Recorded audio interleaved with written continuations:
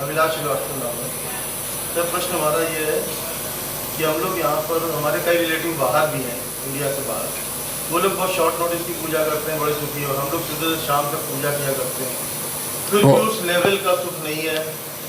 फिर भी कहीं ना कहीं कमी बनी रहती, मन में डर बना रहता है। वो लोग क्या करते हैं सर? ऑलमोस्ट सर्विसेज में है, एमएनसीज में सर्विस। अरे ये सब नहीं, पूजा किसकी करते हैं? हम वो लोग तो शॉर्ट नोटिस की प्रणाम ही करते हैं सर। हम अपने सर्किल में भी देखते हैं, गोविंद नगर रहते हैं, रतला नगर पंजाबी इलाके में लोग शॉर्ट नोटिस की पूजा करते हैं और फिर भी बहुत सुखी हैं। शाम को डेली ड्रिंक भी करते हैं, नॉनवेज भी, कोई डे उनका फिक्स नहीं है किसी चीज़ का। हम लोग नॉनवेज के नाम पे भी करंट लगता है कि हमें यहाँ बन रहा है तो नहीं खाएंगे।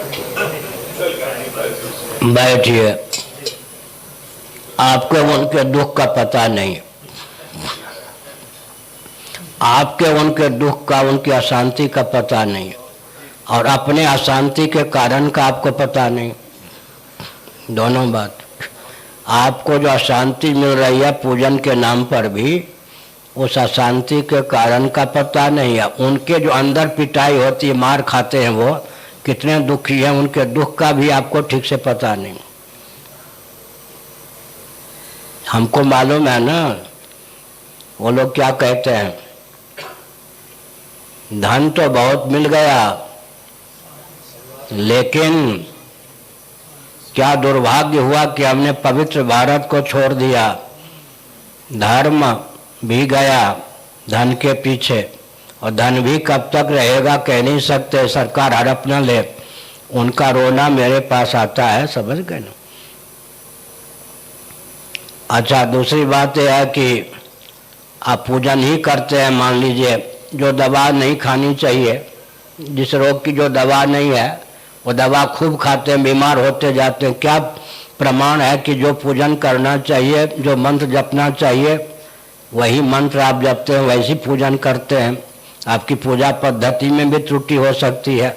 अपने अधिकार की सीमा का अतिक्रमण करके आप कुछ करते होंगे, तो दिन भर कोई दवा खाता रहे लेकिन रोग की दवा ना पहुँचे तक वो दवा ही विष बन जाए या नहीं, ये आपका अध्ययन ठीक नहीं है। वो बहुत सुखी हैं, ये आपको बहुत भ्रम है। आगे सबसे ज्यादा दुखी तो रामकृष्ण थे। वो तो कर्म का फल भोगने के लिए अवतार नहीं लेते ना, भगवान तो कर्म का फल, उनके कर्म है ही नहीं। तो जीवन किसको कहते हैं? चारपाई पैसे लेते रहे, इसका नाम सुख है क्या? प्रहलाद को जितना दुख था उतना दुख तो आपको नहीं है। प्रहलाद उसको दुख मानते थे या सुख? और राम जी को, कृष्ण भगवान को, राम जी कृष्ण भगवान का जन्म कहाँ हुआ जी? कारागार में। और अंत में बहलिया ने, उससे ज्यादा दुख आपको है? वो दुख था क्या?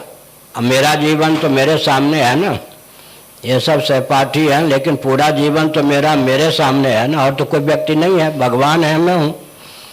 लोग कहेंगे कि क्या ग्रह नक्षत्र आपका खराब है, लेकिन मुझे आप वैकुंठ में, स्वर्ग में ले जाओ, मैं स्वर्ग से भी भगाऊंगा। क्या मतलब है? दुख सुख की कल्पना अलग होती है ना। प्रहलाद को दुखी मानेंगे आप